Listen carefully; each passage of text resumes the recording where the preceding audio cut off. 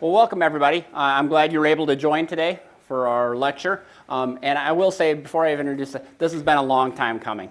We've been trying to set this up for pre-pandemic, and it didn't work out. And then during the pandemic, it didn't work out. But we're finally here today together and online. So thank you very much for joining us for the 2021 Jones Distinguished Lecture.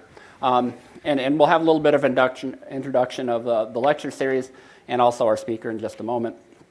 But I do want to say thank you for coming, and it is good to be in person and live again. In the Distinguished Lecture Series, you can see the Jones Lecture listed there at the top. It's something our department's put together, and we're very fortunate. We've got a legacy that has little compare in the state of Missouri. Two of the first three students of this institution were civil engineers, and that legacy was set then and is carried forward. And we're very fortunate to have, you can see the names up here that ring out in these hallways, and pictures are in the hallways of these individuals that really set the bar for us. And through large part of their generosity and support, make today possible and other days. And just today, you can see the Hearst McCarthy lecture listed there that was in the spring. Mike was here today, still giving of his time and his talent to the university. But we're fortunate to have Randy Poston, a member of the National Academy of Engineering, with Pivot Engineering, a company that he founded, along with past president of ACI, and we'll have a better introduction in just a moment. But I think we need to take a pause and say thank you to Vernon and Mary Lee Jones for setting this up. You can read a little bit about the bio of the process here, but what you might not pick up if somebody's with their name on a lecture series or a professorship is what it really meant to this university. And I was just telling Randy about how many trips Vernon made up and down I-44 from Tulsa to give of his time and his talent, not just to endow this position, but he really set a legacy for this department and where we're at now. Along with John Mathis, they set up the first two endowments for this department and really springboarded this university. And I don't think I shared with Randy, we were just talking earlier today about an individual who used to be here. Tony Nanny was the first Jones professor. So you can see what an impact Vernon has had on this institution and on our field broadly. And with that, I'll hand the microphone and the stage over to our Vernon and Mary Lee Jones professor, Dr. Kamal Kayat. Thank you very much, Joel. Thank you for the kind introduction, and thank you all for being here for this in-person distinguished lecture series. We are very, very honored and happy to have Dr. Randy Poston among us today. Joel said this is something that has been in the making. We wanted to do this when Dr. Poston was indeed the ACI president, and that was in 2020. But COVID did not allow it, but we're going to have it here today. And after the lecture, I invite you to go to next door, where we're going to have an open house for the inauguration of the Clayco Advanced Construction and Materials Laboratory, where Dr. Poston finally is going to be there for the opening of the lab. So Dr. Poston, as I said, he's a former president of the American Concrete Institute, and for those of you who do not know the institute, it's the premier institute, technical institute in the concrete industry, and this is a quiz for all of you. What is the second most used material in the world by human being? The first one is water, the second one is concrete. Okay, so there's an equivalent of 1 cubic meter of concrete per inhabitant per year being constructed, consumed, and therefore a technical society of about 15,000 people worldwide in the international plus local chapters is a very important endeavor to bring the latest technological breakthroughs in the terms of design, guidelines, construction practices to this industry. So we're very fortunate to have Dr. Poston with us. He is the structural engineer. He's a founding member of Pivot Consulting Engineering that does cutting-edge research in terms of forensic engineering as well as non-destructive testing and structural health monitoring all over the world. And they're based in Texas, Austin. And he's also currently the Neil Armstrong Distinguished Visiting Fellow at Purdue University College of Engineering, where he's been there on this capacity for 3 years. In 2017, Dr. Poston was inducted to the National Academy of Engineers That is a very, very high honor. There's only 5 civil engineers inducted in this society per year. So this is great that Dr. Poston is there. And then, as I said, the ACI is a very large organization. They have over 130 technical committees, people giving their own time. And the largest committee, the one that is the most known around the world and used for design throughout, is ACI 318 Structural Concrete Design Committee. So between 2006 and 2014, Dr. Poston was heading this committee. It's a very large committee. And they were the first effort to restructure the building codes, the ACI building codes, over 45 years. And for these efforts, Engineering News Record, ENR, named him in 2015 as one of the top 25 newsmakers in the world in the area of engineering, global engineering. So that's a great honor. He has received many awards, including the ACI Henry Kennedy Award and Delmar Bloom Distinguished Service Award, also of ACI. So without further ado, please help me welcome Dr. Poston.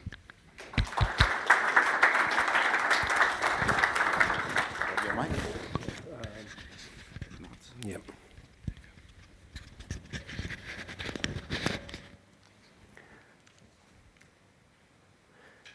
Is this going to go into the next presentation, or do I need to load up?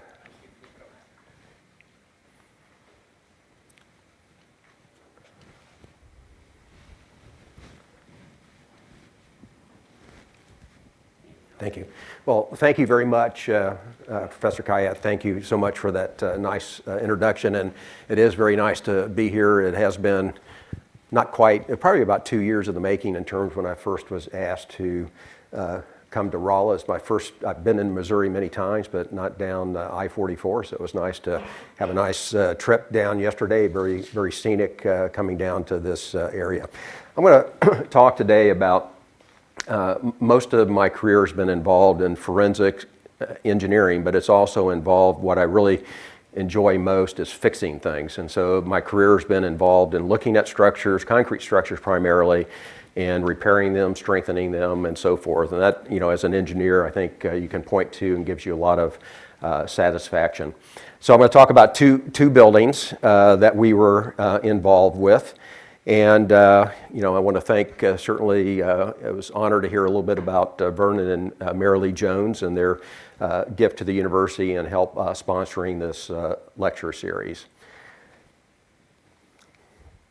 First, I want to, just before I get into that, give you a little bit of my background, how I got into the area that I'm in, and what happened early in my career.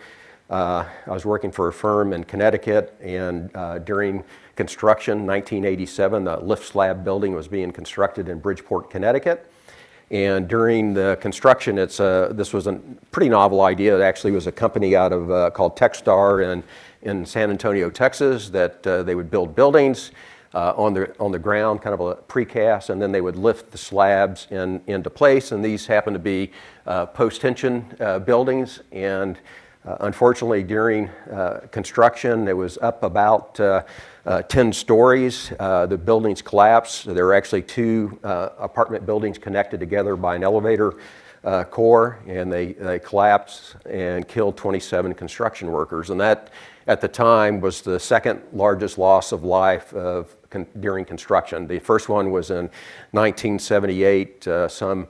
I believe it was 78 workers or 77 workers were killed in Willows Island, West Virginia, during the construction of a hyperbolic paraboloid cooling tower. And so, you know, really, I think has given us a heightened sense of, particularly during construction, how critical things need to be, how unsafe they can be if things aren't properly done.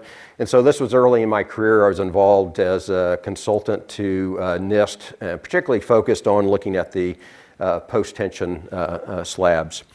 Been involved in a number of failures. Also, beyond that, there was a Charlotte Motor Speedway pedestrian bridge.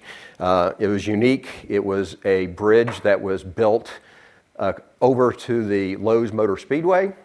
It's a private bridge. The Lowe's Motor Speedway owned it, but interestingly enough, it had a North Carolina DOT structures mark on it. So it was actually supposed to be a part of a regular maintenance and inspection program that it's the National Bridge Inventory System. It should have been inspected every 2 years. And somehow or another, because it was a private bridge, even though it had a North Carolina DOT marker on it, it had never been inspected. This happened after only 5 years of being in service. 106 people walking across that bridge after a race when it collapsed. Fortunately, no one was killed, but a number of people were severely maimed for life, which was unfortunate. And it all came down to a detail that happened at the very end. This was a precast made in Virginia, trucked down to North Carolina. They wanted to get it up before the race. This particular, I won't go into details, system, how this worked, but it was a pre-tension precast, and they needed to plug a hole at the very top of the bridge, and they did so, but they did it with a admixture that they had on the facility at the precaster, but it says don't use for pre-stressed concrete ever. It was only to be used in precast plain concrete. It had huge amounts of chlorides in it. And so over time, with water on the top surface integrating down, it corroded those pre-stressing strands you had there in the particular span that it collapsed. It got to enough area loss, corrosion area loss, that it collapsed. So, moral of that lesson is it's really important to pay close attention to details. Talking about buildings today, but just to know that I've had a lot of other experience in various types of infrastructure. We were involved in a number 2, TxDOT in Texas has 2 cable-stayed bridges in their inventory. They're working on the 3rd one now, and about at the same time, one was built in 95, another one in 97, started experiencing what's called rain-induced vibration. And it's like, well, what the heck is that? I didn't know at the time. I happened to be working on some other bridges for TxDOT. They took me down there and said, hey, we've got this problem with these bridges. This happens to be the one in Baytown, Texas. And you can see that under a rain, fairly light rain and wind, it forms a stream of water underneath the stay. It's called a rivulet, and that's enough to throw off the aerodynamics of a circular section to create this vibration problem. And vibration is one of those things that things can vibrate as long as nothing happens to them. But you can see here we had fatigue failures in the guide pipes at the end, and that helps dampen the stay, so we lost the dampening. You can see this stay here vibrating. I liken it to a wet noodle. It looks like a piece of spaghetti here, and you've got a good shot in just a second, and you'll see how much amplitude it has. And it's something that no one really knew about. The Japanese knew about it. They had seen this phenomenon in Japan, but in the U.S., no one had really observed it, witnessed it, and so forth. So we got involved. It ended up being almost a 7-year program to figure out what was going on, develop a temporary fix, and to develop a final fix, which ended up being viscous hydraulic dampers in order to dampen out stays. The concern, of course, would be much like the coat hanger problem. If you get a coat hanger and you start moving the top of it back and forth, it's eventually going to fracture due to fatigue. So that was the concern here. We had a fair bit of instrumentation that was put on place to monitor any additional wire breaks of the stays and so forth.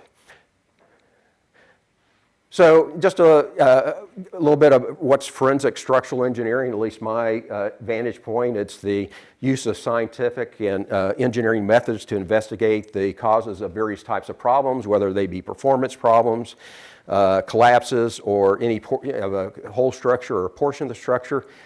These issues can be related to cracking and corrosion, which I deal a lot with. They can be excessive deflections and structural elements, or they can be in any kind of fluid containing structures where you get leakage. So We generally get involved kind of on the front end, and then on the back end, we're hopefully working on the design of repairs.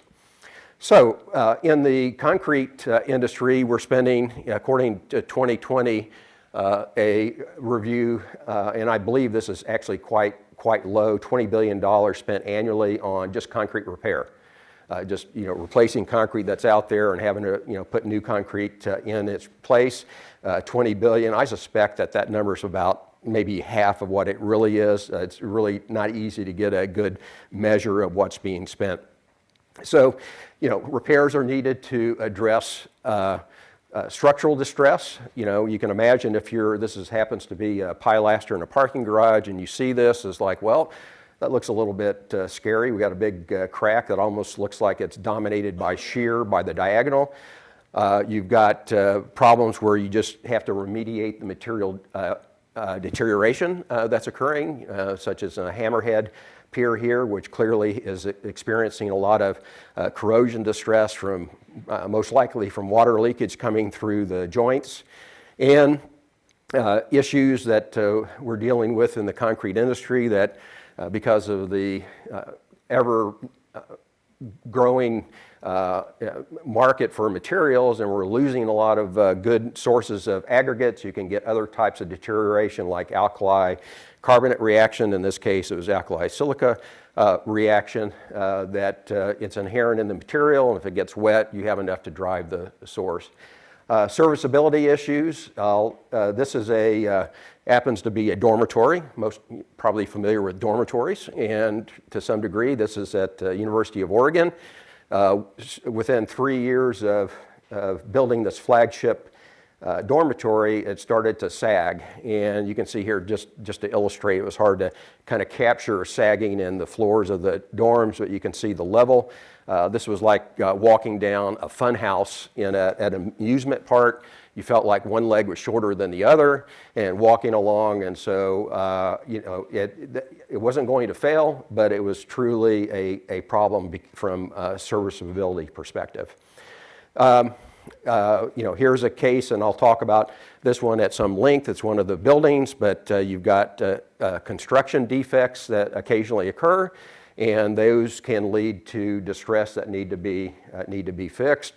And then probably more of what is happening in this industry is you got old stock, old buildings, old bridges, old everything, and instead of building new, you're trying to repurpose these structures, and so there's a big push to take old structures, existing structures, and to repair and rehabilitate those structures. So there's a big push in the industry for that, because there's just not enough money, in this world to create and build everything anew.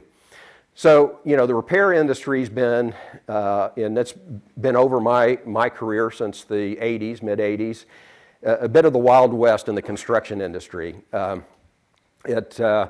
were no regulations, no one really knew about repair. How do you do a proper repair to make sure it works well? How do you evaluate what's the cause? Does it make sense to go out and fix something if you don't know what the cause is? And the answer to that is no. So, the repair industry was a bit of the Wild West. And so you got to take the good. I'll talk about this project. When we finish the repair, you'll see it beforehand what it looked like. You got to take the bad. Here you can see up a connection between two precast members, and you see, this is a repair. Something happened, and after some amount of time, it's popped. So you got to take the bad with that, and then you got to take the ugly. In this case, you got a repair next to another repair, and the first repair cracked, and the second repair next to the first repair also cracked. So you get a bit of, you get a little bit disheartened when you go out, and I do, and you're looking at some of the repairs where they're not effected in a proper manner and making sure that they're going to last. So not only do you want your original structures to last, you want your other structures to last. So to this end, I'm going to just talk to you a little bit briefly to give you kind of set up for these buildings that we looked at. ACI 562, it's a relatively new code in American Concrete Institute. We nominally call it the repair code. You can see it's more formal name here, the assessment, repair, and rehabilitation of existing concrete structures. And so it was really the first attempt to formalize, certainly in North America, what you need to do a good repair, to codify repair requirements. And it wasn't only, the industry at large needed this in order to make sure we have good repairs, but building officials were asking for this. It's like, how do I know whether this repair is appropriate? How do I, you're doing this thing, how do I know that it's going to work? Well, this helps answer that problem.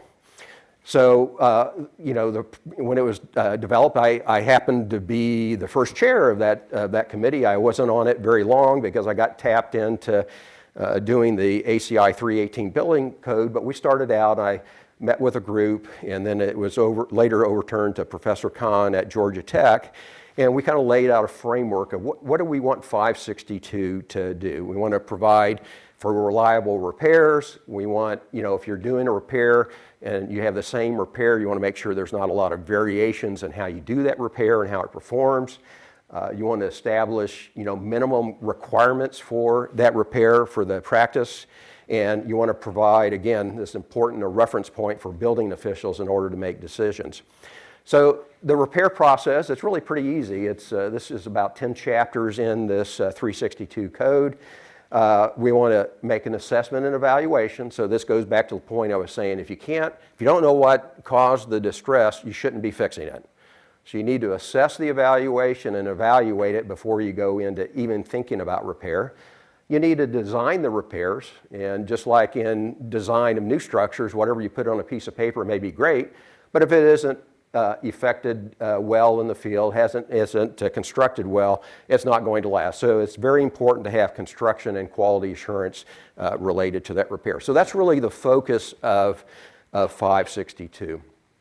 So now I'm going to talk about these two building projects, and I'm not going to go into some detail. It's not a lot of technical things. There were a lot of technical things involved, but didn't want to get into a lot of boring material and technical material, but I think you'll see what happened in these projects. So the first one we call the game of miles and inches, and you'll see what we mean by that. This is the Austonian in Austin, Texas, 59-story residential building.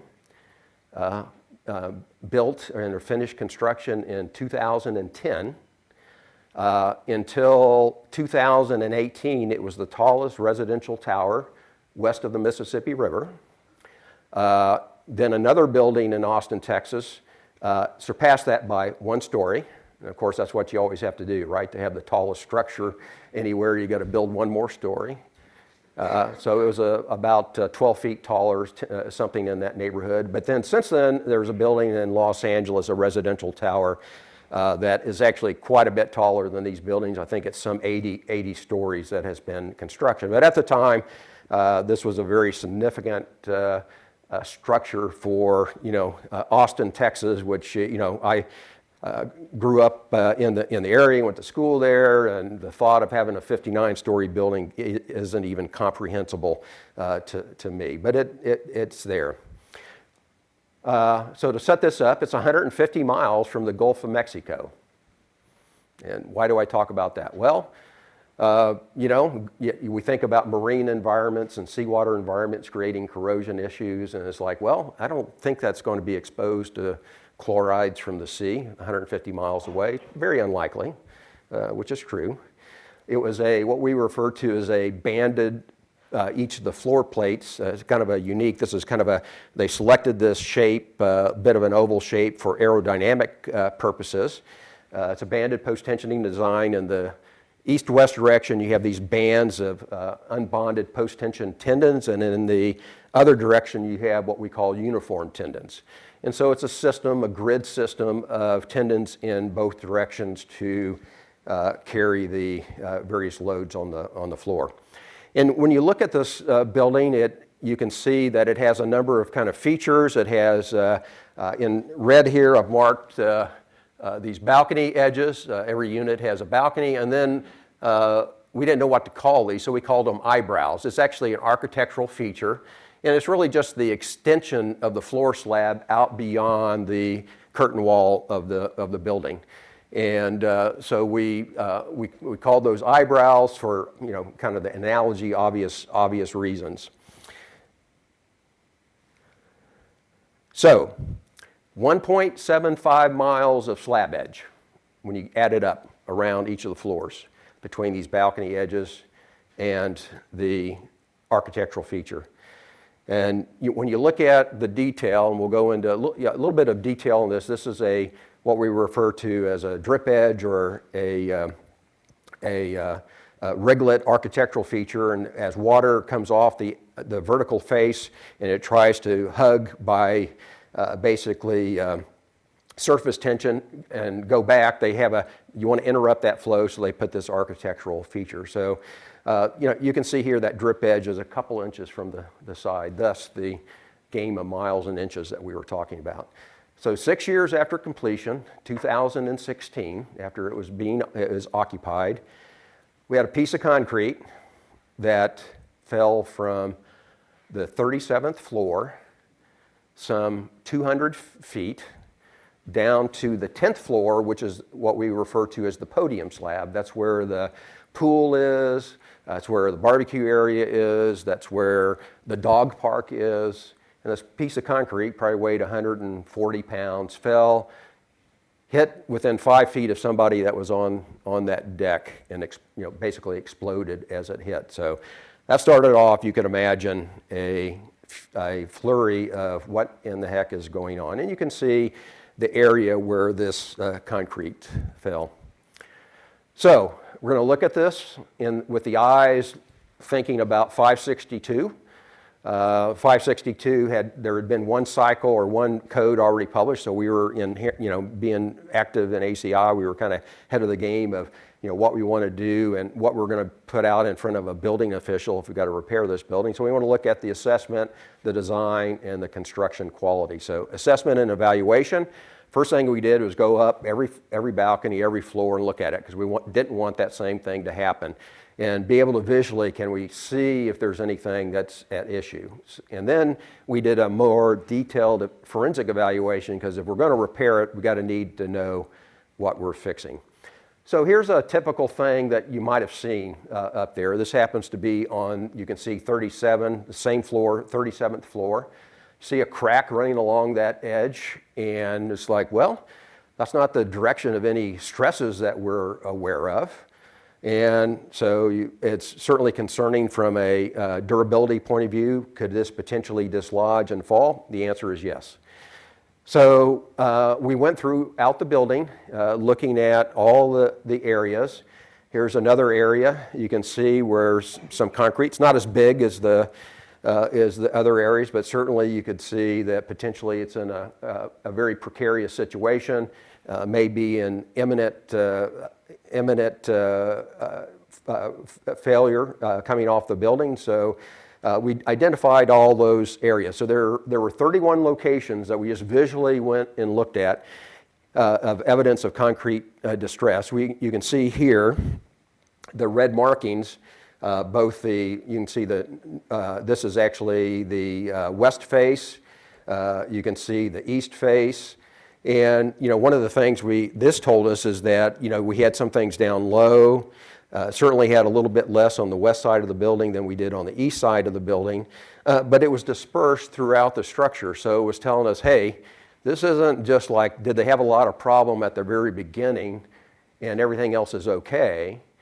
This seemed to be more systemic in nature. And so that at least gave us thinking about how would we create a forensic evaluation on a structure like that. So we did our thing. I won't get into details. There's a lot of various non-destructive testing that we could do. We could use radar and eddy current devices to look at where the reinforcement is relative to concrete cover. We could measure half-cell corrosion potentials. We tried to measure corrosion rates with a corrosion rate device, but because of the coupling with some of the post-tensioning steel and whatever, it was very difficult to get good measurements on that. We took samples of the concrete in order to measure the chloride ion concentration. Back to one of the corrosion things, the most prevalent corrosion in concrete is chloride-induced corrosion of reinforcing steel. So you always check it, whether you think it could happen or not. There's always a chance that there was admixed chloride in the concrete. Very rare these days, but it could have been. So we did our thing, evaluating what we could from a forensic NDT perspective in order to get a sense of what we were dealing with. So from that, we were able to get, we found a number of areas where even though it wasn't cracked yet, we had high corrosion potentials. We knew it was corroding actively, and we needed to do a more thorough investigation on the slab edges. And so, the owner says, well, how much is this going to cost? How much are you going to need to evaluate? And, that's the first question you always get from an owner, which is understandable. And so there's now guidelines in industry that say, okay, if you think it's you got to look at this statistically. If you think this is a systemic problem that's not, that's randomly distributed or distributed by some phenomenon, then how much do you need to look at? If we had, from that first look of how many places looked like there was some deterioration, and by the way, we put some safety devices up there in the interim to make sure they didn't fall down. That looked like they were throughout the building. So we said, okay, we got to look at this like it's a whole. And so that's what we did. And so if you look, ASCE has a document when you're preparing for a large investigation. And then there's some numbers behind it, but generally I'll tell you it says about 15%. You need to take a population, of the population, you need to take about 15% of that population to get a good estimate of what you think the issues are. So that's what we did. We laid out 15%. And so what was the problem? What could we tell from some of this NDT we were doing? Well, there was this bar, this edge reinforcing bar, that we don't know where it came from. It was there. It wasn't shown on the drawings, but it was there in almost every location we looked at, and it was like, what the heck? And right near that drip edge, and of course that drip edge reduces the cover to that bar, right? Doesn't have as much clear cover, so that was problematic. So if you look at some close-up of that, this is where you really get into this question about game of inches. So you have this reinforcing bar, you have the slab edge, and then you have this drip edge in there. And how close did that bar come to that drip edge till you could potentially have an issue? And so back to that picture I showed earlier, well, you can see that bar is virtually right on the surface. They put the bar in the formwork, they poured the concrete, and it was sitting there for 6 years. And then you can see the corrosion staining where the ribs have been on that bar, and you see it's essentially right along that edge. So a very simple little architectural detail. And who was inspecting this? Where did this rebar come from that was put virtually everywhere on 59 levels of a high-rise building? Good question. So we did that 15%, and if you believe in statistics, it said that 86% of those slab edges did not meet code requirements for cover, and we were being very generous. In cover, we have minimum cover in ACI 318 building code. You then have something called tolerances, because nothing can be built perfectly. And in this case, there was an attempt, and I'll say an attempt, to do some waterproofing. And the code says if you have additional measures to provide, against durability considerations for exposure conditions, you can actually decrease the code required minimum cover by 1/2. So it's supposed to be 1.5 inches. If you have all this good stuff that it was supposed to be, and I'll tell you the detailing of the waterproofing was not good. In fact, probably a lot of it was just paint that did not bond very well. You could seemingly get down to 3/4 of an inch, and then you take off you could take off 1/4 inch for tolerance at that depth. And so you are left with, you have to have at least, by the code, at least 1/2 inch of cover in order to afford protection, assuming your other detailing for the water proofing is good.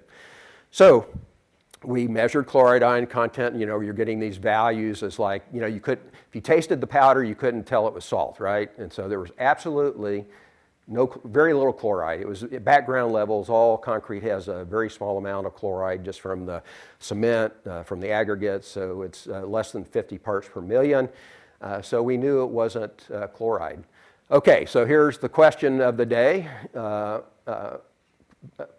think you get maybe 50 extra bonus points on your final exam by Professor Kayat if you can tell me what the answer to this question is. So what caused that corrosion? And please don't answer Kayat because he knows. Anybody know what created? Yes? I'm going to give a guess. Is that the water penetrating the steel and then corroding the steel into the concrete and then make it crack? So normal corrosion, yeah, okay, good question. Yeah, you can have corrosion with water, but you also have to have oxygen. So if you have an element under seawater, for example, and it's exposed to seawater, which has, you know, 18,000 parts per million, it will never corrode. It has no oxygen. It has chlorides and a lot of water, but it has no oxygen. So what you're saying is water and oxygen, eventually you could get there. It will be a very slow corrosion rate though. It will not be very fast, but you could eventually, not within 6 years, develop that mechanism. So good guess, but that was not the cause of it. Yes?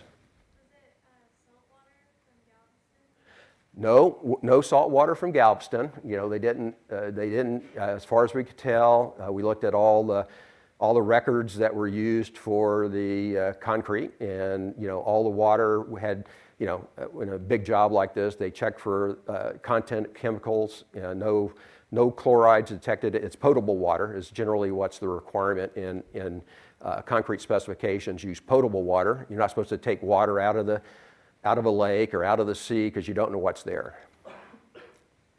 And I'm not trying to trick you, but it's a more rare form of corrosion. And we see, and when I lived in the northeast part of the United States, I saw this a lot more, particularly in industrial areas. And you would see, even with 1 inch or 2 inches of concrete, you could see corrosion. And again, you would measure chloride ions, and you would not have chloride ions.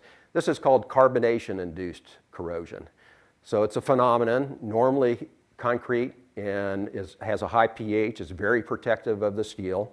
But you get an exchange when you have carbon dioxide and calcium hydroxide in the concrete, or calcium carbonate. It forms calcium carbonate, and then it lowers the pH, and you can get corrosion.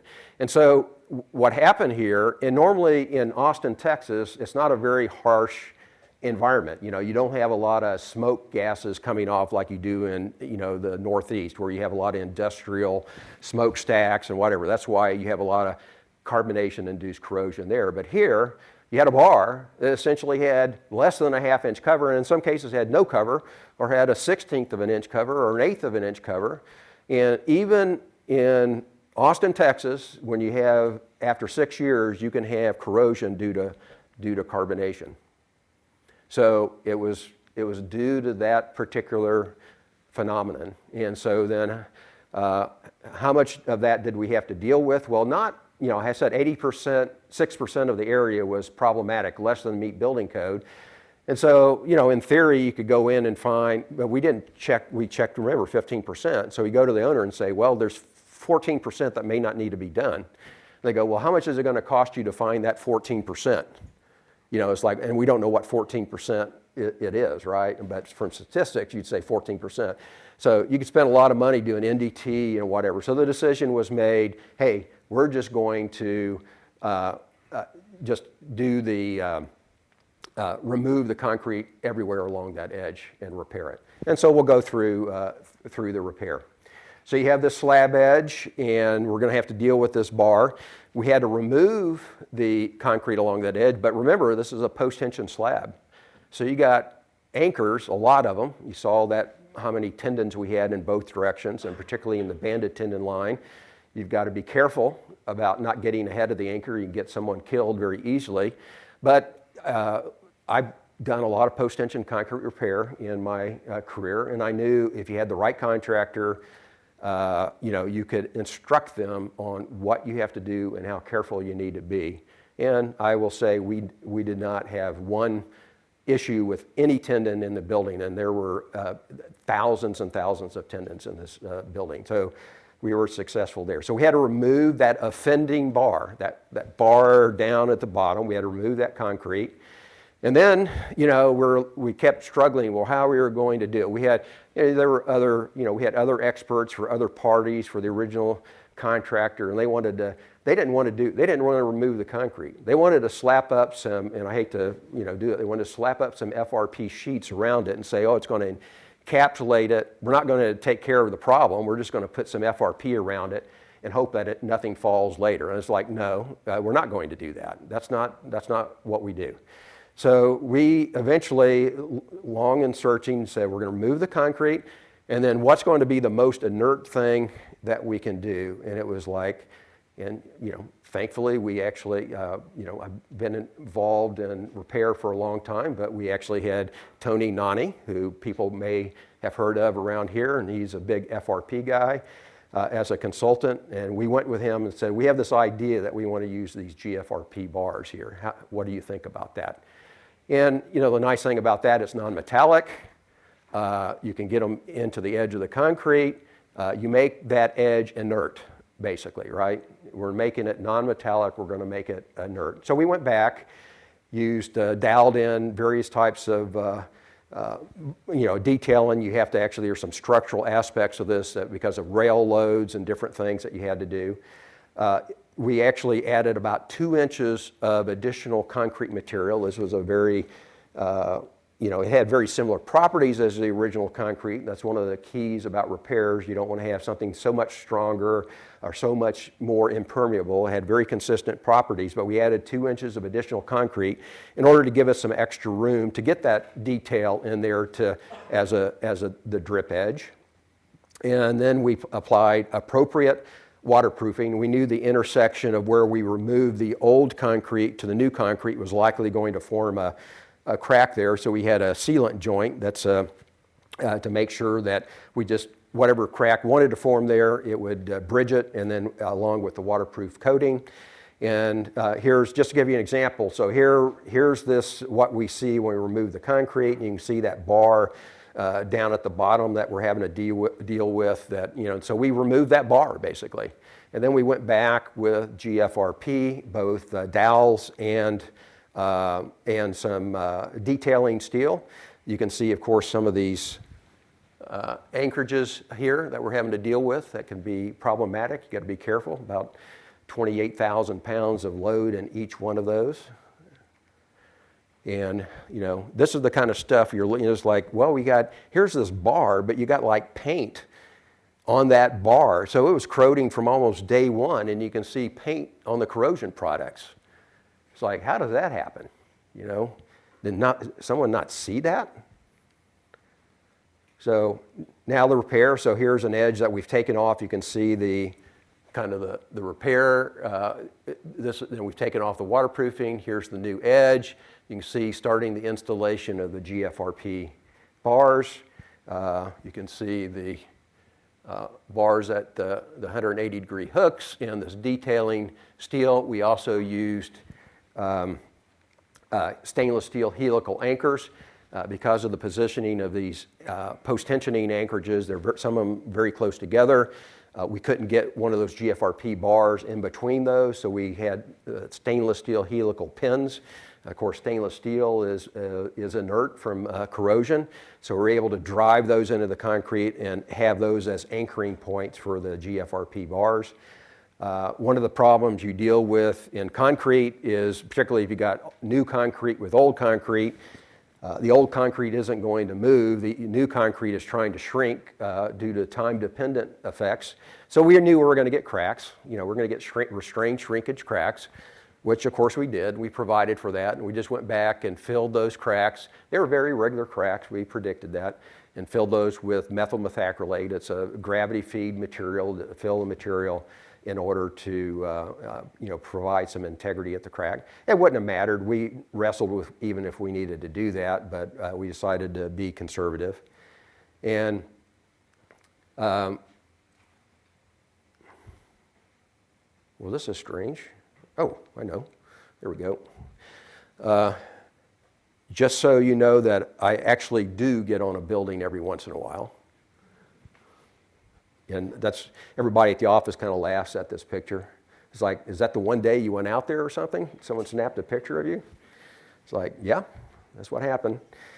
So we have, again, this is not, it may not seem much, but this is actually a structural repair. You don't have a lot of bending moment or shear along that per se from just the dead load of the slab or any live load, but you've got, particularly on rail loads, you got a rail and you have to design that for a certain lateral load on the railing, and so you have to make sure you're able to transfer load from the railing in that new concrete to the old concrete. So there is some structural design involved in that. We had these detailing requirements, the ceiling joint, we got this waterproof coating, we got this inert GFRP bar, and on top of that we decided to admix some corrosion inhibitor into the concrete to provide an additional layer of protection, just things for like the exposed strand tips of the post-tensioning that were still there, those sorts of things. So we really went beyond what probably was necessary, but this is the only opportunity you're going to have to go back and deal with the problem. So the next most important phase is the construction and quality assurance. You've got, you got the demolition of these tendons, and it's like, okay, you're going to demolish all this stuff. How long is it going to take you to get back there to do this? A couple of months. It's like you're going to be exposed to the weather for a couple of months. It actually rains in Austin, Texas, occasionally. You get water there. And it's like, what are we going to do about that? And so we had to work with the contractor, and you can see a little bit of flash rust. I'm never concerned about kind of this bright orange, ferrous hydroxide or ferrous oxide that you get on the surface. But you can see a little bit of an attempt here, and we went through several iterations of how to protect those ends. We actually made the contractor do a mock-up to demonstrate the adequacy of providing protection against intrusion of water into the tendons, and that's where a lot of my work has been over the years, is exactly that problem where, particularly in old systems, and Canada was famous for these problems where they had poor polyethylene tubing over the tendons, and water would get in there from day one. It would sit there and it would corrode the tendons, and so you have to, after years, you're figuring out how to deal with the tendons. So we didn't want rain, water, or water to get into those, and most of the systems failed, but some of them worked, and we were able to come to say, okay, let's apply this particular protection system to make sure. So you want to make sure you have robust QA, QC procedures.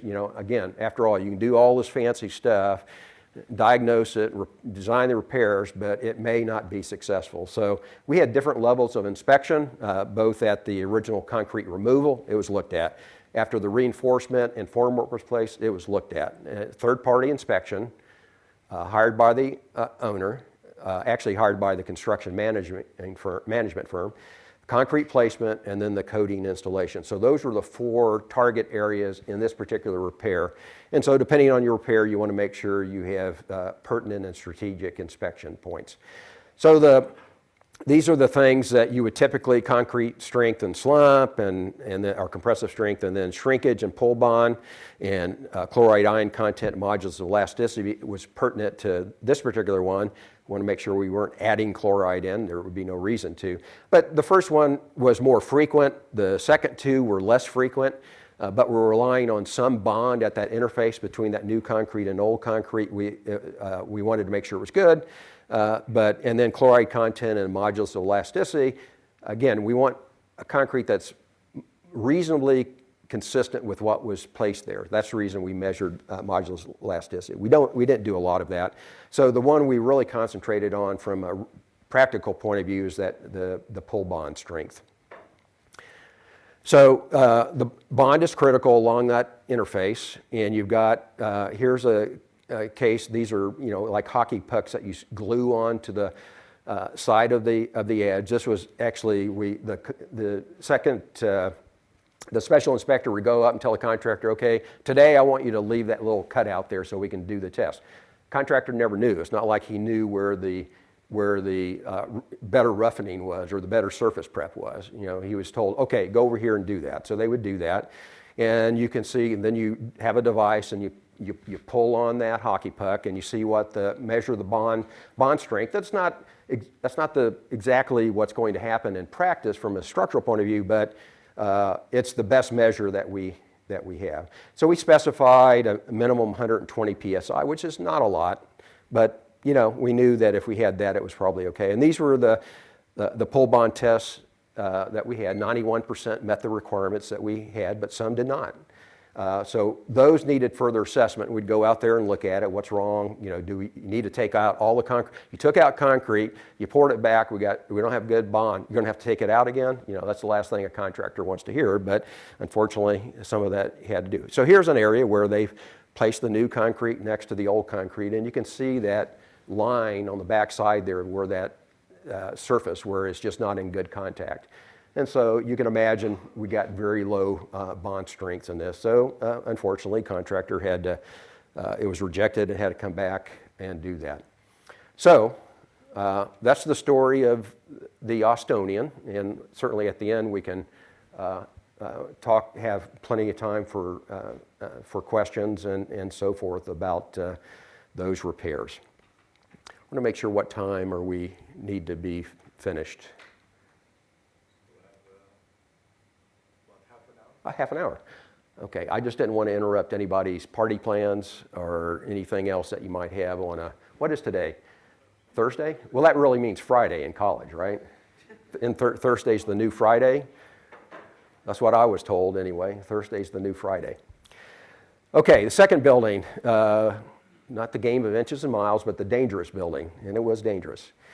This is a complex in Salem, Oregon, 5-story. It was owned by Marion County, and they call it the Kaiser Transit System, which is a nearby neighboring town. And then there's a transit area, and then there's another building. But it was built in 2000. A pretty nice looking building. Administrative building essentially for all of the county we're in the capital, Salem, Oregon, for Marion County.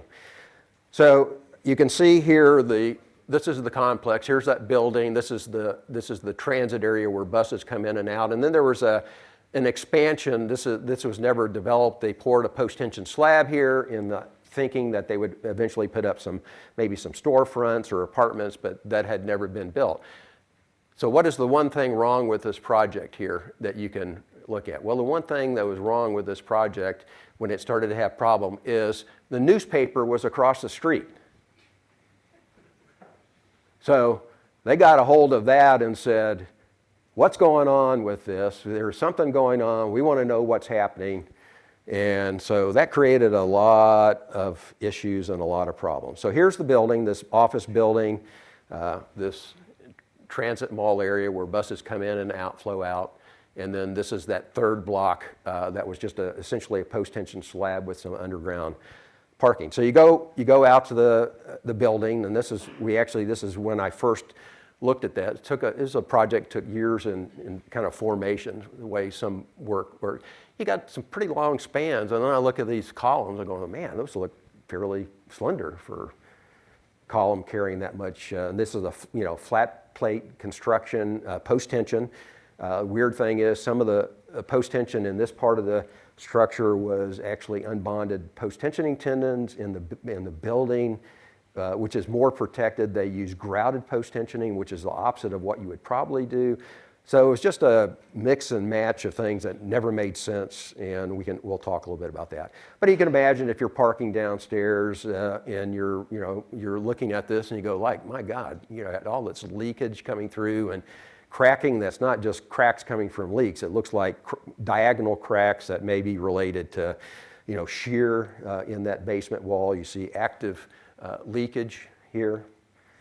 This is that pilaster we saw earlier. It's like, well, You know, it's a little questionable. That's more than a service level crack that we can accept. You know, everybody talks about how wide cracks are. Well, that's a pretty wide crack, you know, in the scheme of things. So, you know, what is that all about?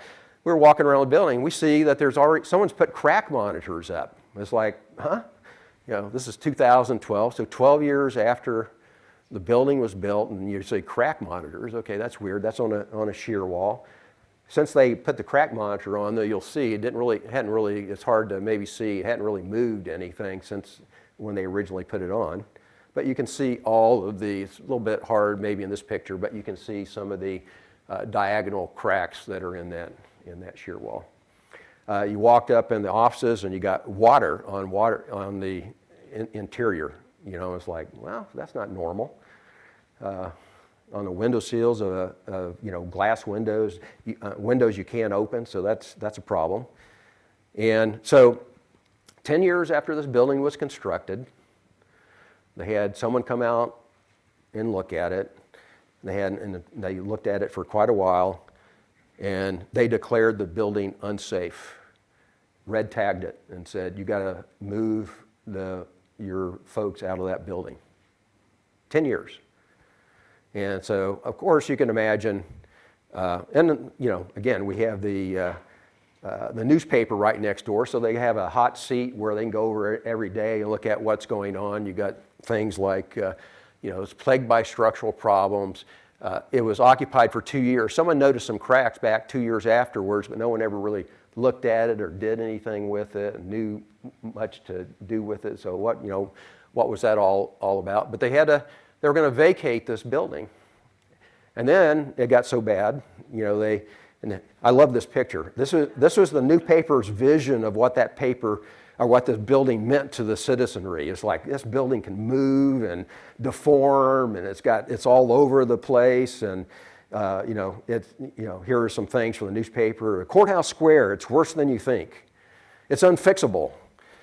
It's falling through the cracks. Salem adds Courthouse Square to dangerous buildings list. So you had, I mean, that would scare anybody, I think. It scares me as a structural engineer, you know. What is going on with this place? And so they had indications something was going on in 2002, and it took to 2010 to really say, we're going to vacate this building. 37 county agencies had to move out of this building, and they had to find place in order to move those people all over town. They didn't, you know, so they moved to every conceivable place you can think of. So this was the list. I won't go through all the intricacies of this, but this was kind of the list of defects. So what happened was a local group of citizens got together and said, this is ridiculous. You should be able to fix this building. You can't, because they were talking about demolishing it. They still owed money. They had bond money from the Federal Highway Administration, or Federal Transportation Agency for the transit mall area. So they owed money on it. They were going to tear the building down. And a group of citizens, you know, they were like, if you're paying taxes, you're going like, well, this is a waste of money. Why would you do that? Can't you fix it? So they decided after a bunch of back and forth for over 4 years, this building, nothing was happening. It was just unoccupied downtown. They had fence around it, construction fence. And so this was kind of the list of defects that was included in the request for proposal. So they wanted a repair design, repair construction proposal. And it's like, well, that's unique. I've been on a lot of designs that a contractor implements, but this one they wanted, the kind of a non-traditional for repair. I mean, it's certainly more traditional now when you have a design build project for new construction. They wanted a repair design, repair build, repair construction project. So that's what we went in with a contractor. And these were the listed deficiencies. And, no real discussion of them, but it's like, okay, you got slab deflections issue, you got punching shear issues, column strength issues, shear wall strength, boundary elements in shear wall, foundations, low strength concrete, the transit mall, flexural strength issues, punching shear, north block, slab punching shear, cracked basement walls, current code strength repairs, just on and on and on. It's like, what are we getting ourselves into? Do we really want to do this or not? But, we said, well, this is a challenge to see. So here are the things when you get an RFP and you respond to that aren't included that they never tell you about. You have sensitive owners because they're upset about their building. You've got a determined building department because they let this thing go through in the first place, and there were structural design issues. There were construction issues. They didn't catch it during construction. You had, they didn't tell us is, oh, after you do your repair design, we're going to have it peer reviewed. They never told us that. If we do a peer review and know that up ahead, we're going to put in for a higher fee because it's going to take time. Well, we had an angry peer reviewer. We had a challenging owner's representative, and then not included is, a little bit of a sad story about the structural engineer and what went on with that.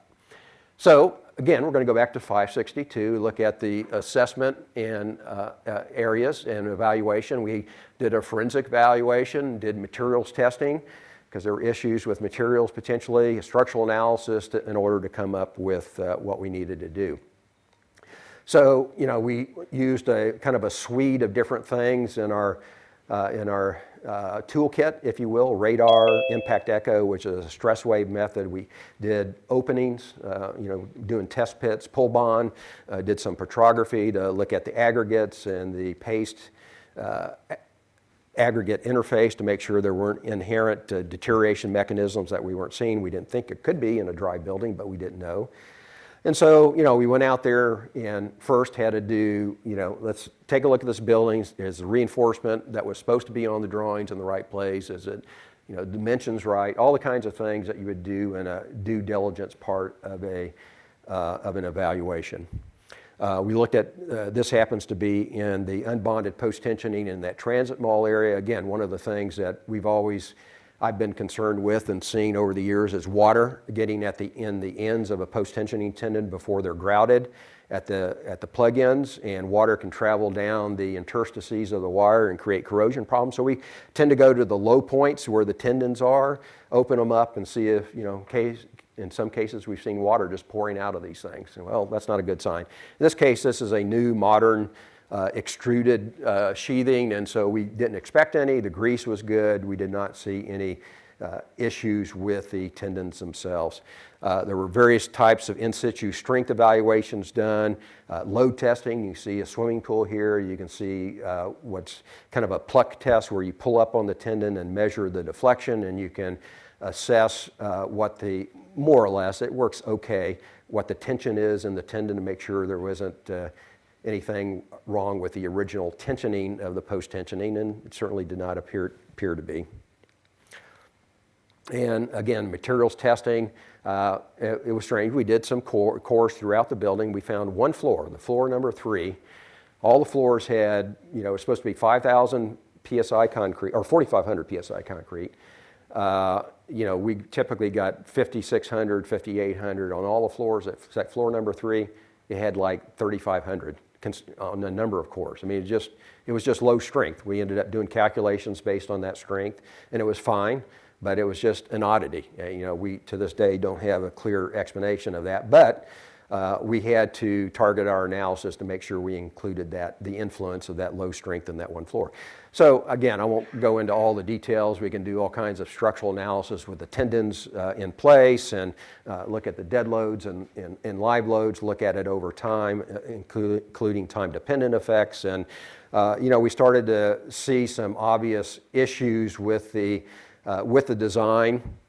And in the transit mall area, and you'll see here in a minute, we removed a bunch of concrete or brick pavers to look at it, and you can see some evidence here. It's a little bit, may not show up well, but this is a classic, it's kind of a circular pattern, and then it gets radial cracking off that. That's a classic punching shear potential phenomenon that's occurring. So we were concerned about the punching shear capacity of the transit mall. There was deficiency in column flexure. Well, this building has shear walls, okay? So the shear walls do most of the work and this is a seismically active area. It's seismic design category D in the ASCE 7 building code. So the shear walls do most of the lateral load stuff, but in a building, when you have a lateral load, most of the load gets transferred to the shear walls, but the columns have to go along for the ride. And the columns going along for the ride have to be detailed well enough that they can go along for that ride without having problems. And so when you looked at the detailing of these columns, it was bad. No seismic details or very little seismic detailing. And so we had to deal with that as a deficiency. Here's what it looked like in this transit mall. I want to say this is not one of the most attractive terrace-looking areas. This is where buses run. So you see, it's like it goes up and down. You see all these markings on these pavers. It's like, who thought of this? You're going to put concrete pavers on a place underlain by some waterproofing, and you're not going to expect that water gets down there and it gets cold in Salem, Oregon, and expands and moves the bricks around, and 10 years later the same. It's all over the place. It makes me dizzy looking at those pavers. So and guess what? It's a lot of dead load. It does absolutely nothing for you structurally. It's just a lot of dead load added to the slab, and that was one of the problems that it had. So we removed all those pavers, and it was great. We go around town. A month later, they had 2 weekends where come with your pickup truck and you can get all the pavers you want for free. And so you go around town and you started seeing all these nice flower beds with pavers lining the flower beds and shrubbery and backyards along the driveways. So they had a lot of interested residents of the city and the county that came and got pickup loads full of pavers. Analysis why we looked at, we got deflections from calculations. I mean, this isn't calculations that said it'd be 4 1/8 inches of deflection in some of these slabs. They were so long. And it's like, this is post-tension. It's supposed to be, that's the reason you post-tension thing. One of the reasons is to counteract the effects of, again, I don't want to go into a lot of detail on this, but suffice it to say there were a lot of issues. So we got into next process, repair design. We started looking at these deficiencies of this punching shear, both in the building and in the transit mall. And you could not put a drop panel. You just couldn't. You couldn't get enough anchorage and steel in there. So we came up with this. I don't know what you call it. We call it a drop cap, but basically it's a big block of concrete, and we're transferring all the shear basically through dowel action and bond between new concrete and old concrete up here. So that's how we're transferring the loads from the slab into the column. And you'll notice that we had to go with FRP wrap. Well, almost all the columns were deficient, as I indicated, because of this seismic detailing was inadequate. You had an event, you get a bunch of cracks in your column, doesn't hold together. You got to have something to hold it together, because it's just drifting. Again, we're not trying to say it's got to carry load. It does carry some lateral load. It's mainly done by the shear walls, but we needed to use some FRP. Here's one out towards the edge. Here's some of the detailing. We're adding some dimension to it. We're adding some anchors in here, additional longitudinal steel. We got to carry this steel both above the slab, because we've got to be able to develop the column bars, longitudinal bars in the slab above, and then they have to go through the slab below in order to develop the bars down below. So it's intricate. You got PT in this. You got to make sure you're missing the PT, and then at the end we wrap it with FRP, which you can see in this. So we have a new, more robust column that's able to take the drift that is necessary in a seismic event. So this is the transit mall where we removed all those pavers, and we thought a lot about how are we going to fix this. We looked at a lot of different scenarios, and the thing we ultimately came up with is that, we're going to put another structural slab on a structural slab. Reinforced concrete. And so we had to put a lot of reinforcement. We didn't, the original slab was post-tension. By the design of how we designed this, it would take care of both punching shear issues around those columns, plus it would take care of the flexural issues that we had calculated in that transit mall as well. That all sounds great until think about what's in the original structural slab. It's a bunch of unbonded post-tensioning tendons, and in order to make sure we transfer shear to make a composite slab of the old slab with the new slab, well, we've got to have dowels to carry across that shear interface, make sure we can carry the shear across there. So we had to drill holes, anchors, down into the existing slab. So we had, I'm trying to remember now. I want to say it's a phenomenal number. I want to say it's something on the order of 60,000 anchors that we had to put into the slab, if you can believe that. I mean, they had to be spaced at like 1 foot centers in order to get this to work. And we didn't want to hit the post tensioning. So how do you do that? Well, you do that with NDT. So mapped out very carefully where the tendons were. We were wrong about 3 times and broke 3 tendons. Well, you've got thousands. This transit mall had maybe 4,000, 5,000 tendons total. We hit 3. So you look at it. The ACI building code actually allows you, it says, it allows for breakage up to 2%. It's like, well, that's less than 2%. None of the tendons that we hit were in the same area. It's not like they were right next to each other. So we felt like we did pretty good. And we just said, forget you don't need to do anything with those tendons. Just move on. So this is what it looked like afterwards. And after we got done with the structural slab, we needed to do something to make it not waterproof, but make it robust to the buses. And you can see here. And so we came. I've used this system many times. It's a very neat system. It's used a lot in Virginia on repair of bridge decks. It's an epoxy, multiple layer epoxy overlay. You squeegee out epoxy, you throw in aggregate, another layer of epoxy, more aggregate. And it ends up making a very nice finish. So what we did there completely, and of course redid all the various joints and expansion joints and whatever. But it makes a reasonably attractive surface, pretty robust. So I think hopefully you'll agree that it looks a little bit better than those brick pavers that were out there before we started. Deflection remediation, you can't do a whole lot. As long as you have enough strength, that's okay.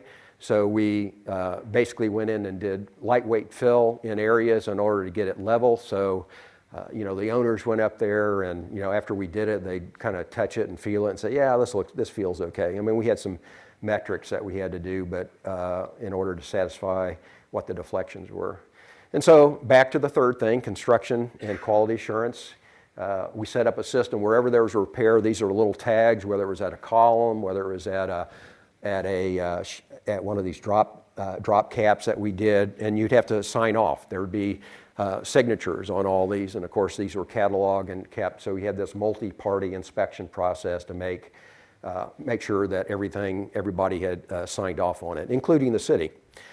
We did, like you would do in any concrete construction project. We had various quality control, pull bond test, slump, and we had to deal with these leaking windows as well. So we had to, some windows had to be removed, they had to be reset and replaced with appropriate gaskets and so forth, and then tested to make sure they were no longer leaking. And so I haven't said a lot about, but what ended up happening in all these structures, they were way over post-tensioned. I mean, way over post-tensioned. Typically in a slab, you might have 175 to 200 PSI, P over A. Some of these slabs had 500, 550 PSI in them. To this day, we don't exactly know, other than engineer didn't know what they were doing. And so because of that amount of P over A, it's just like a column. When you put that much load, axial load in, it's going to creep a lot. And so that creep distorted the masonry on the curtain wall. It distorted the windows on the outside. And so there were just a lot of other attendant distress that occurred because of that huge amount of P over A. So some of the, just to give you a little bit of background, what was happening there, I hadn't said much about that. The soft side of concrete repairs, we got, scientifically, we go like, yeah, we can repair this. I've never met a structure I can't repair, right? We can put it back together. Well, then you got, alternatively, people are going like, I'm not sure I'm going to trust this building. Can I really trust this? we already had one engineer do this. Can we really trust you guys? Well, that's some of the psychological aspects. I had to ask my daughters what OMG WTF meant. So, here's some, you're like, what the heck? You got some people saying this is okay. You got other people saying it's okay. You got this engineer and architect saying you can either tear it down and it's going to cost either $2.5 million to $59 million to repair this thing. So everybody was a little nervous about, what the repairs were going to be. And, this is a great example of communication. And we knew we had a lot of opposition with people in they spent all this money. You got all these, owners so we brought people in and, tell us what you're thinking, and let us tell you what we're thinking and why we think we can do this right. And then along the way, we would have them come in at different points and show them, what is FRP? What are we talking about? Here's this thing, and do a test for them of how strong FRP was. So it became, you want to get them excited about what you're doing with this building. We come in, take a look at it. We invited the fire department and in the city to come over and train, the building. Do some of your training skills on the side of the building. So that begins to develop a rapport with the citizens that these guys know what they're doing, and we can have some confidence. So we knew we had won the battle when the biggest thing we had to deal with is what the thread count was of the carpeting. And I was like, what's that? Thread count? It's like somehow or another that fell upon the design team. But what's the? So here's the list that they had of all the carpeting details that we had to satisfy with the carpeting. So, but if that was the biggest challenge we had, we knew we had won. We had won the confidence of the group. That was, it was challenging to get through the carpeting issue. And, this was project completion. It was an unbelievable day. It was unbelievably crowded. Everybody got together. This was the grand reopening of the building. And, I mean, you couldn't believe the energy and the excitement of the people, including the newspaper, the reporters that have been reporting on this building. So it was a great joy to have this particular project. We won the Award of Excellence in ICRI back in 2016, and I forgot to mention the Austonian. It was announced at the virtual convention of ACI. We won the Excellence Award by ACI in the repair category this year, and then last year we had put it up in the International Concrete Repair Institute, and we actually won Project of the Year with that in that organization. So it's these were projects. These are the kinds of things you don't get every day.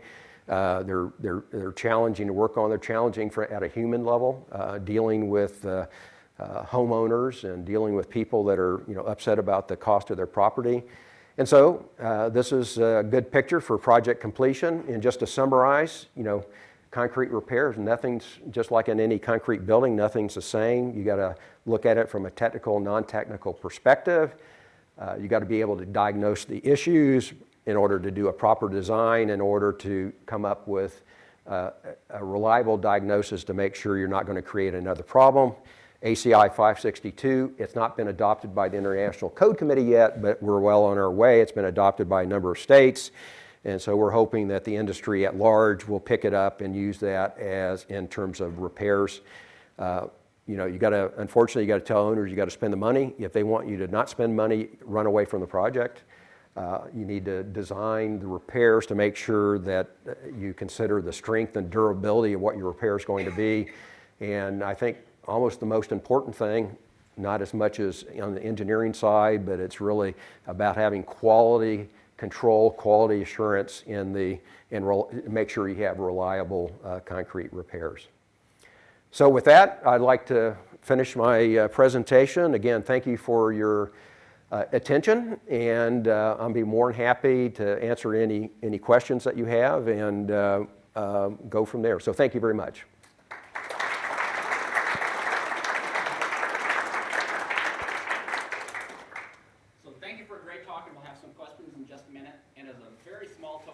And to focus on small, because I know how many places you've been and how many different plaques and everything else, we have a little gift from the university, and it's a handmade tile made by our students. Cool. There's a card from the students that made it in our glass shop. It's not concrete, but this won't I corrode. was going to say, as long as it's not concrete, I'm happy with it. Yeah. Well, thank you very much. If there's any questions? And I like the shamrock on it too, since my daughter lives in Ireland, so that's great. So thank you. Very good. Thank you very much. All right. I think we have about 10 minutes for Q&A, and then Dr. Al-Gawadi has some announcements for us at the end. Do you want to start? I'm just curious, you mentioned the human factor there on the Salem project. With the Austonian then, did you have people, you still had to keep occupancy Yes. in the building and Yeah. all that? So And how get- did that impact? Oh, it was challenging, and the contractor originally wanted to do fixed staging towers along the side fixed. It would have been a lot easier for them to run platforms up and down, but it was too expensive, and so they went with swing stages. So you can imagine swing stages all over the building, up and down. How many, you got every time you pour concrete at a level, and taking it down, you got to go up and down and up and down. But cost-wise, it was much less. But yeah, you had homeowners that a lot of dust everywhere. Things. One of our 2 U.S. senators lives in the building. Our representative from Austin, Texas, lives in the building. It's a pretty well-heeled group of people that, as you can imagine, live in a condominium like that. But it was challenging, to say the least. But again, we I think eventually instilled enough confidence that we really knew what we were doing and how to get a repair done, given the circumstances. And I think everybody at the end was quite happy with it. And so but yeah, it's you get a lot of deep questions at the beginning of a project like this, and no matter how good you think you are or whatever, they're gonna challenge you in everything you do. But again, you got to communicate. You got to make them comfortable. Yeah. What kind of price tag was on that repair? $10 million. Original cost of the building was about $500 million, in that neighborhood, 450 million, something like that. So about $10 million. Not inexpensive, but it was. They got the money from various parties. They didn't have to really pay for it. It was all through. We were involved in the legal lawsuit, and they got the money from the proceeds of the litigation, and able to do the repairs. Did you ever determine why the bar was put in? Now, I mean, we went and looked at RFIs. I mean, we were just looking, and there was one drawing that the engineer had early where he had a bar on the up. When you have a 90-degree hook like that, it's typical to have it up at the top where the radius is, right? But it's very unusual. Why would you have one down at the bottom at the tail end? Because you're developing the bar along the tail all the way along. So no, we never understood where that bar came from. And and you would think that somewhere along the way, the contractor's going like, well, I'm throwing this bar in here and it's not chaired up. It's not, it's a mystery. It really is just a mystery. But unfortunately, something as stupid as that, asinine as that, turned out to be a huge issue, huge liability. So, yes. Yep. What type of concrete did you use for the repair? For the repair? About the shrinkage and We had come up. We actually didn't go through. We actually worked with the repair contractor. We went to their facility and we did some mock-ups. We tried a number of different trial repairs, just like you would do in any probably mixture proportioning study for developing mixes for a project. So we did that. A couple of them were prepackaged. One of them, they really thought they wanted to use an SCC mix, and it was a disaster. Not because SCC is a disaster by any means. It was a great thing, but it was a prepackaged material. This particular SCC, it went into the form very well, but it would not set up. They could not finish it for I mean, it took like 2 or 3 days in order to get to a point where they could finish it. And so they knew that that was going to be problematic from an efficiency point of view. So we ended up with a more conventional, we looked at doing, mixes coming on trucks and pumping and whatever, but it just, even though it's 1 in 0.75 miles, it's not that big a volume of concrete. So they went with a more conventional prepackaged material. It had some plasticizers in it. We added the admixture. We had to make sure that would get the slump we needed, and they were able to vibrate it. It worked out fine. So it's really almost a conventional concrete. It's not latex modified, polymer modified. It's just good prepackaged material. Yes. Looking at the aging infrastructure, what are the most difficult challenges these days? For infrastructure? Yeah, for repair?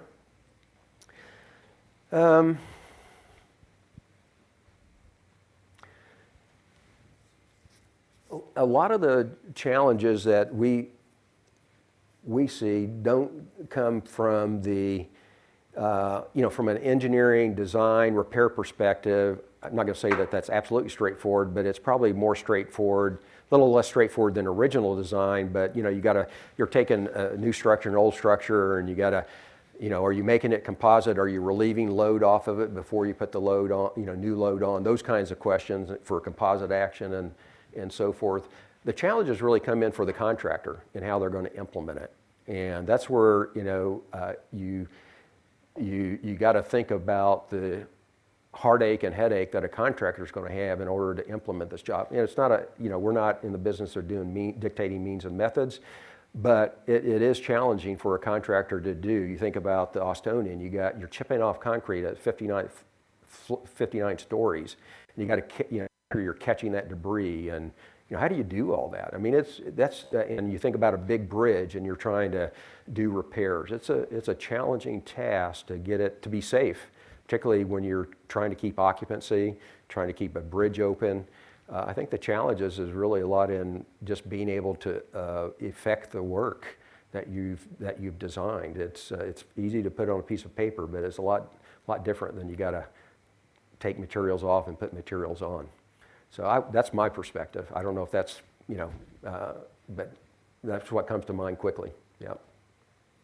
Maybe a follow-up question is that when we are dealing with infrastructure, it's very important to get some idea about the life cost analysis. Mm-hmm. Probably building construction is not as critical, mm-hmm. but when you're trying to design for very long, durable, high service life, resilient, how much of that do you come across in your business life cycle analysis? Not a whole lot in our business right now, but we've been talking last day and a half or so. It's a huge part of the direction of the industry is sustainability. I'm the 318 building code right now. I'm still on 318. I'm actually on a subcommittee looking at sustainability, and it's going to be big. It's going to be huge, I think, as we look at these issues with trying to reduce and cement has gets a very bad rap about the amount of carbon from the production carbon dioxide that we're pumping into the atmosphere. So it's going to be big. And we're writing in the 318. It's not going to be mandatory in the 2025 code, but it's going to give options. And what you're seeing from sophisticated owners, and I think you get sophisticated developers and whatever. Now it's been you hear a lot about LEED. I want a LEED silver building or a LEED gold building, and then it's going to be you need to prove to me that this is a sustainable structure, so this appendix in 318 is going to lay out the framework of life cycle cost analysis, of doing LCAs, of what is it you need to do to compare what you think your design is and what can you do to change that design to make it more sustainable. So you're going to be seeing, I mean, the younger folks in this audience, you're going to be dealing a lot more with that in the next several decades. I'm certain of it. It's going to be a big issue. Alternative materials, I mean, it's going to be big. So it's just the next wave, I think, of structural concrete construction. So we have 35 people in addition to those of you who are here who are online, and thank you for being here. We have a question from John Myers, who's our colleague, by doing a sabbatical. And he's in my hometown. There you go. So he can ask a question when you get back. But John is saying, I noticed the bar was anchored in the compression zone of the balcony slab. Was the GFRP repair detail tested for capacity in the slab? We did not test it for capacity. We used a lot of Tony Nani's work that he had done previously for looking at shear friction and GFRP bars across an interface. And John was very involved Yep. also in that Yep. work when he was working with Tony. Yeah. All right. Well, I think this brings us to the end of the time. I know we can still have 2 more hours with Dr. Poston. So I'll invite my colleague Mohammed Al-Gawadi to tell us about what's next. Good afternoon, everyone. Thank you for coming for the event today. And thank you, Dr. Poston, for the very nice presentation. So next, we are going to move to the Clyco Advanced Construction Material Lab for the integration of the lab. We have the graduate students prepared posters for this event about the research. So please take your time talking to students about their posters, their project, and they will be eager to listen to some advice, some criticism for you. So please join us to this event. At the end of the day, we'll pick also 3 best posters, and the students would receive some awards. Again, thank you so much for being here. Thank you. And I'd like to add also that this event is co-sponsored with the Missouri ACI chapter. So a lot of people are here. Thank you for coming here. Again, thank you all for being here with us online. And special thanks again to Dr. Poston for a wonderful, distinguished lecture. Yeah, thank you. you.